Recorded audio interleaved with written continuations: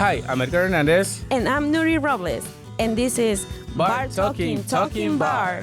Your access to the heartbeat of New York City's bar and hospitality scene. Hosted straight from the city that never sleeps, we sit down with bartenders, brands and ambassadors, hospitality pros, and cocktail lovers. Whether it's the art of bartending, the hustle behind hospitality, or the wildest bar tales, expect raw conversations and industry secrets.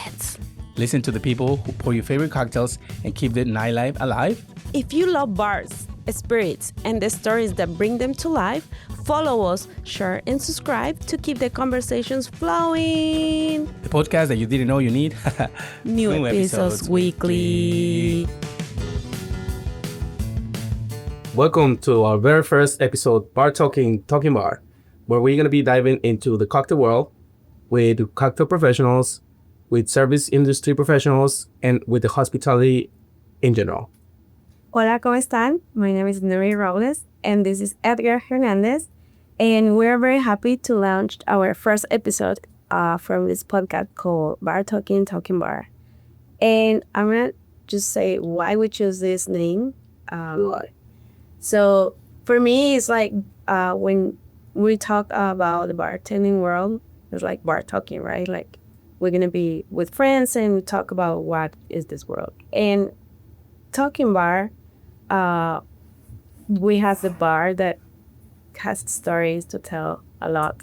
So we're going to do, basically, I know that sounds kind of like repetitive, but trying to say as much as we can about this industry behind the scenes and in front of the scenes. So with this information and today episode, we're going to be fortunate enough to have a friend, somebody who we admire, somebody who we look up to, and we're gonna be talking a little what he has been doing throughout the years to achieve and accomplish what he has accomplished. And I would like you, Nuri, to introduce our guest. Our fabulous friend from Ecuador, Marcelo Chasi. Yay! Welcome, Marcelo. Welcome to our very first episode. First of all, it is such an honor to be with you guys. You guys are being nothing but amazing with me. Congratulations for your podcast. Again, I'm very happy to be the first person over here. And thank you. What made you choose or what led you into the hospitality industry? You've been working in the industry for a while, but I feel like at some point you ended up there for a reason. Or absolutely. Well, you know, I've been here for almost 20 years or more. I started my endeavors in this industry in Burger King. It was, yeah. No, it was not yet. Believe me, it was not. Then after that, you know, like I transitioned luckily to a bunch of different fine dining establishments. So I worked for Tom Colicchio, I worked for Michael White and John George. Then after that, it led me to be behind the bar. I always wanted to be behind the bar. So even when I was a captain for Tom Colicchio, making some good money, I asked for an opportunity to be a bartender. And of course, they were like, you don't have that experience. You can start as a barback. So I started from the bottom also in the bar industry, which I'm very grateful that I did it because I was able to see a lot of things that new bartenders might not be able to see. Of course, and everything is teachable. But I started as a barback at Osteria Morini. And then after that, I was lucky enough to be behind the bar for Julie Reiner's Flat Island Lounge. Fortunately, it's closed, but that's the place that has always been in my heart. And it's always going to be in my heart. Then after that, I was in a bunch of different bars. My last bar was Bathtub Gin. And then after that, Sweet Leaf Cocktails, which work with a good friend of us, Felipe. Yeah, Felipe. So it was fun to work with him. Just a few chefs where I was also being a part-time ambassador. When I said, Burger King is because I also started working in Burger King. And I know how it feels. Like I started being in the grill. And it's like, oh my God, it's summer. And it's like, no. At least you started on the grill. I was doing dishes. Here's the summer. Well, but now, can you talk to us about, a little bit about what you've been doing and what's next, or what's tell us a little bit of what's happening with you. Of course. So right now, I'm lucky enough to have the best job in the world. I'm so blessed to be the brand ambassador for Tequila Herradura. Now this is my third year. It's been such a rewarding job. I'm able to learn so much. I was able to travel. I've been able to learn so much from the industry, and get close to the people that I like and I love, like you guys, of course, and yeah, I don't know what's next. Of course, what I want is to continue my career with Brown Forman and Tequila Herradura, and we'll see what happens. And I think we're going in a very right track. We have some exciting things happening later on, and also very excited for what's happening in terms of the cocktail. Yeah. So we want obviously this podcast to be all around the world. I'm Mexican. Edgar is also from Mexico City, and as we know, also the cocktail world it's been evolving that to the point that this year, one of the best bars in the world, North America, like, is in Mexico. Handshake. Yeah, hopefully, we have a lot of people or friends that are from Mexico, and we want also from the people who likes cocktails in Mexico to know what's going on with New York City, especially that it's been also kind of like the quintessential place for cocktailry with Sasha Petrosky and many names that we can go back in time. But some people they don't know, like for example, what it was Flatiron Lounge and things like that, right? So thankfully we have a not a old guy, but you are experienced. I'm just 40. We have experience. Experience requires Very time, and time equals gray hair for me. I also know that you, at some point, went to the military. Can you talk to us a little bit about that The part of my life. part of your life, and then that how, after being in the military, came back to the hospitality industry? Of course, it was challenging. So I remember I made that decision when I was working for Koliki and Sons. I was a bartender and I had a quarter life crisis. How old was it? I was 28 years old. Okay. So I don't know, maybe you experienced this, and of course, older bartenders maybe are familiar with this. You get to a point that you become cocky, that you become a person that you don't really like, and you think that you know it all. I really disliked the person that I was at that moment, and I wanted a homely lesson. I don't know if I did the right choice, probably not, but then I decided to go to the military. A lot of people were very against that. I got to basic training, and then I realized, yes, I made a big mistake, but in a way it was also very rewarding. So I grew a lot. I learned so much in the military, and I made tons of friends as well. So I'm very proud to that I served. I'm very proud. I always say I was in the military. I was there for 8 years. Wow, that's a long time. Yeah, I mean, not all the time I was active. I was able to at some point do the military and also the bar world, which is incredibly difficult because the days that you make money are actually the weekends. Yeah. And when you have to drill, it's on the weekends. So you can imagine it will be basically, I will lose a bunch of money because of the army at some point. But again, I'm very proud to say that I was part of the military. Well, thankfully we have you back, and you're sitting with us today, sharing your story. These connections that you build throughout the years, friendships that you build, what's network mean to you in terms of the industry? I think this is the bread and butter of our jobs. Not only as a bartender, like basically you're creating original connections, right? So whenever somebody sits down at your bar, you try to be as genuine as possible, to cater to the needs from your guest, right? Mm-hmm. It's the same thing. The same goes to my work, And the way to do it, I think, is again to be genuine, to be honest, because people can smell, BS. So if I sit down at your bar, and I used to be a buyer too, right? So if I go and I tell you, hey, buy my stuff.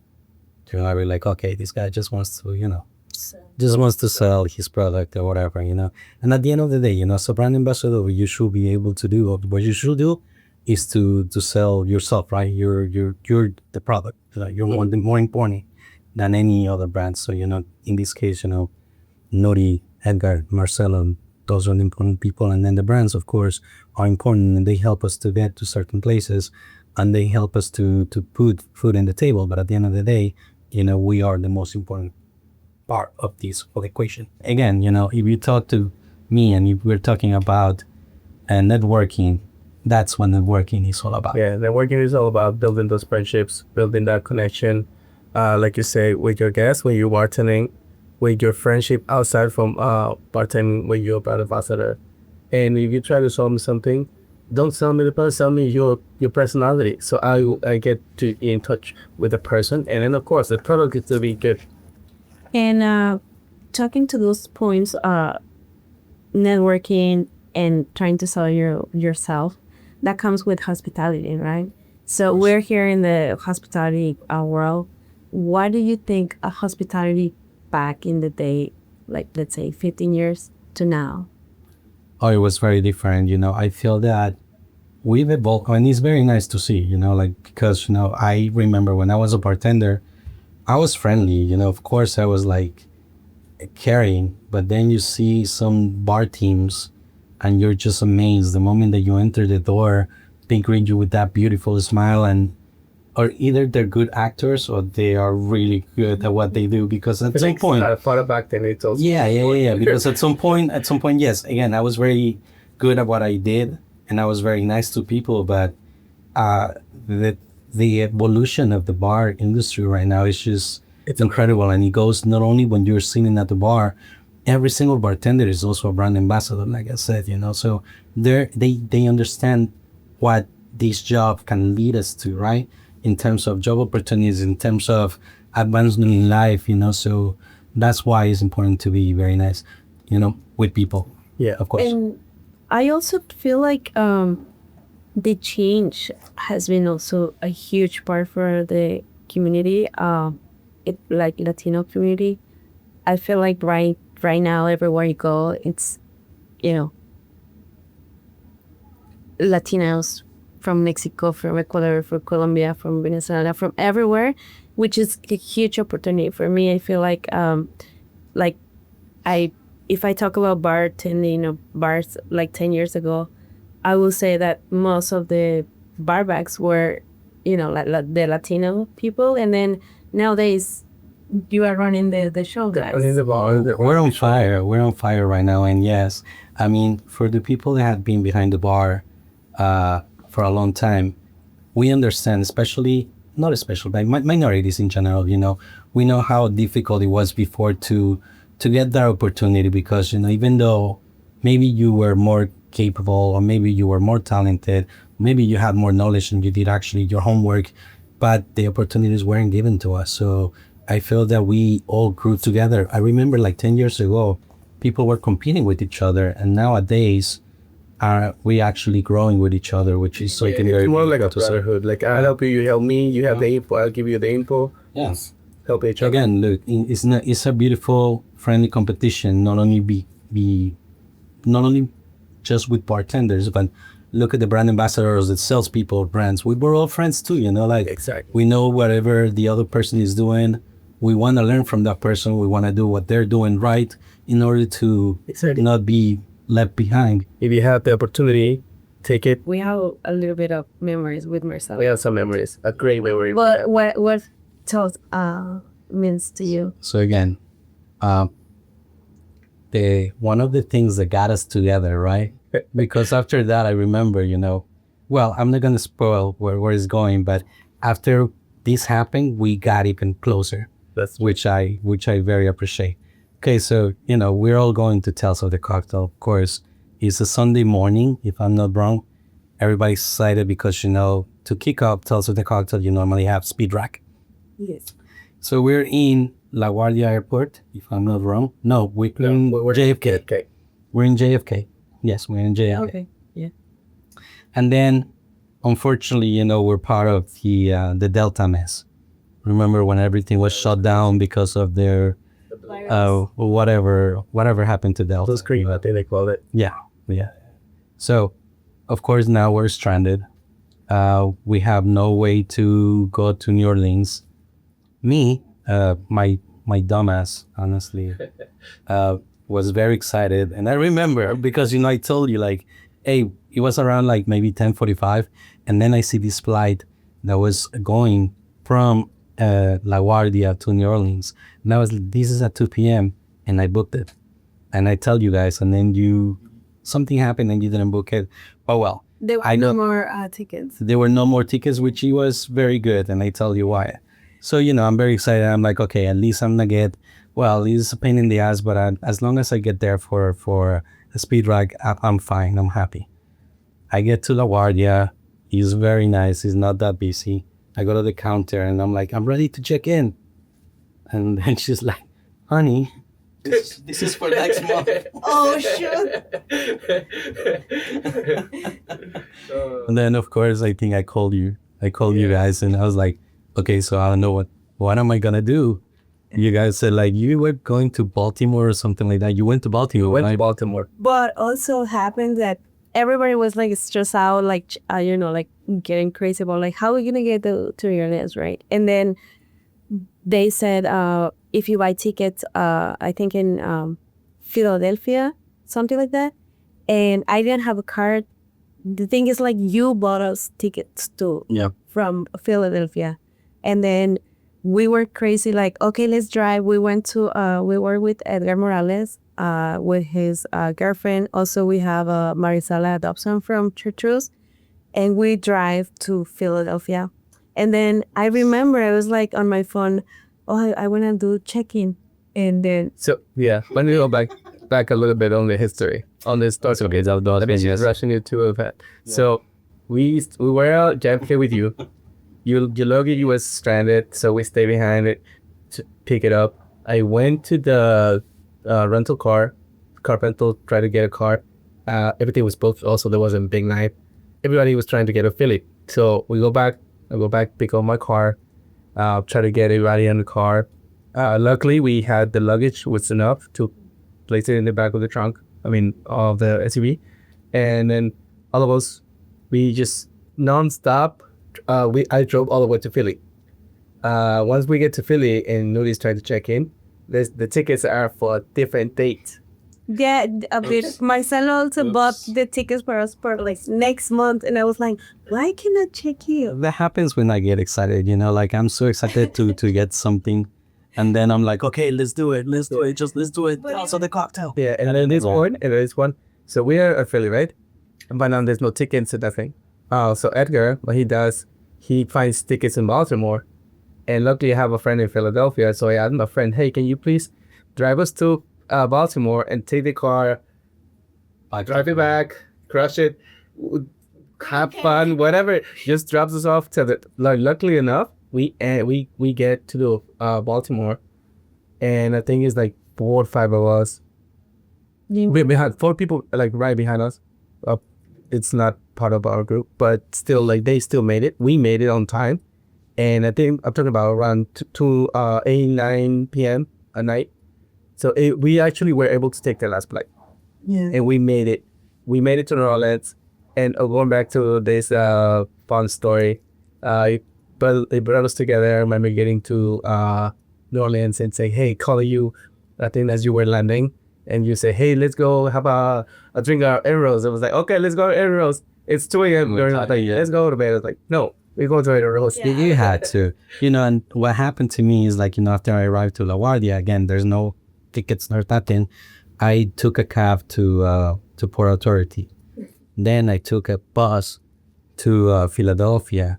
Then an airplane to Atlanta, and then Atlanta to New Orleans. So I arrived at 1:10 in the morning. That's when I called you. And I remember dropping your luggage in Philly. Yeah, it was a pain. It was in a way because we dropped out Marcela, and then as soon as... And also Marisela was like so kind to take that. Shout out Maricela, Chartreuse, we love it. Chartreuse. So yeah, these stories are like not just fun, but also like you said, like we get connected and closer, and then we were able to like grow up our friendship. But also I feel like that also comes back to like our personality and our hospitality and how we learn to be a team player, right? Flexible. Yeah. Yes, you have to be flexible. Yep. It's awesome. And yeah, then it's great. I mean, over the years, and like I say, going back to you, I feel like you have been a great person to us, not to us only, but to a lot of folks who are in the industry. I see you in the mirror, I see the way you carry yourself, and I've seen you at the places where, you know, especially at the Herradura release, a new Blanco tequila, which, Right here. oh my God, we're going to be able to taste it in a few more minutes. For sure. Yeah. Would you like to say a little bit about, or talk to us a little bit about this? Of course. So Tequila Herradura Blanco was actually the first tequila ever produced in Casa Herradura. Funny enough, again, he was the first one, the original, but it was just released in the United States in January. And this is what we wanted to translate. This is the essence of of Amatitan. So it's all about the terroir and the geography, right? So all the notes that you want from the lowlands, you're gonna have it over here. So the grassy notes, the maybe funky notes, and also all the easty notes from the lowlands are gonna be translated over here, you know. And it's 46% of alcohol, but it drinks so beautiful and so nice. So if you want cocktails with these, for example, I like anything with vegetables like carrots or beets, go very well. And of course, and if you want to make it traditional, the sangrita. The fun part of these stories and everything, like we are located in New York City, right? And I feel like the 20,000 bars that we have here, we have the opportunity, for example, like seeing Marcelo doing this challenge last year was Almanega. Shout out to the guys at Almanega too. Yep. We're going to have you guys here too. Absolutely. And it's very interesting. Like for me, you know, I'm Mexican. I grew up like listening about sangrita, and like, what do you think? Like, you know, being Ecuadorian, being part now of the Mexican, you know, culture, and learning also that kind of stuff that probably I'm not sure if It is so rewarding, you know. Of course, you know, like Mexicans are very, very proud people, you know, and with a reason. And I'm just very happy that you all Mexicans or Latinos have welcomed me with open arms. You know, I always say, you know, I'm Ecuadorian. I'm very proud to say that I'm Ecuadorian, but a little bit of Peru and Mexico are always on my heart, and I will do the job that is in front of me with all my love and to the best of my abilities. As we wrap up today's episode with our great guest today, we want to ask you what are the cocktail bars or places or restaurants that you would like to visit once again, or that makes you this nostalgic feel, you know, like, oh my God, I wish I could go back there and have this cocktail, or I wish I could probably go and have a meal, you know. Of course, you like to. So Milk and Honey is one of them, and now the active ones, for example, Long Island Bar is always going to be one of my favorites. You want a Mexican snack, and very close by from here, of course, Hellbender Cafe. Hellbender is great. Then I have other places that are in my heart because, you know, my favorite dish in the whole wide world is in this restaurant called Perry Street. It's called the Rice Cracker Crusted Tuna, and it's just incredible with a citrus aioli. Or emulsion is amazing. Skin cover. Yeah, no worry. Like, yes, after this we deserve to treat ourselves, our feelings. Yes, but again, there's so many places. You know, it would be unfair to mention just a few because there's a lot of things doing very good things right now. I have one more. Quique Crudo, the Maritierra over there, is so freaking good. Oh, absolutely. Yeah, I had the opportunity to go and try it. It's a small, very cozy, but the love and obviously the flavors are very, very common. That's a good recommendation. I know, guys, that we have a lot of like experiences in New York, but you said that you one of your favorite places. Maybe I just want to ask Edgar, do you have a place to go? A favorite place to go? Oh yeah, like I other than me, I don't have a place to go. I always try to go to a place at the end of the night, whenever it's open. My closest place is Super Bueno because I'm like 2 blocks from there. But other than That's that, fun. I feel like Father's Ruin in the Lower East Side. This is the place that I loved going a long time ago. Anything there for a while. I just asked this because I feel like Marcelo, like now that you're an ambassador, I feel like it's also different. Like working behind the bar, like you're super tired, like you're having fun with your coworkers, like let's go and Yeah, you're right. For example, my family thinks that I'm an antisocial on the weekends, because they want to hang out with me and they're like, come. They call me Fabricio. Fabricio is the name for my family. They're like, Fabricio, why don't you drink? I'm like, because I'm tired. Like, this is part of my job. What I want is just not to talk to anybody today and just play video games. Or maybe if I drink something, it will be just like a shot of tequila and a cerveza. And that's Talking about shot of tequila, we should definitely be the live pool. absolutely. Look, and I love to serve it like chill. Yes, suppose we put this bottle in the fridge for a little bit. Just to it can have a little chill. So we're right now here 3 people talking. Why we have for Well, we have our director of operations back there. a good friend. Thank you so much, William. We wanna thank you because this is also a project that will we not make without your help.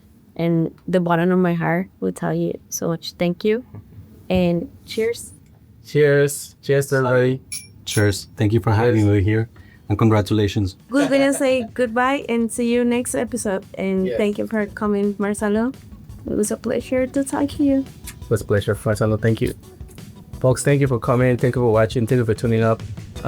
Please log in to our social media, Bar Talking Bar, YouTube channel. There's going to be a Spotify and all the platforms. So keep an eye out. Subscribe.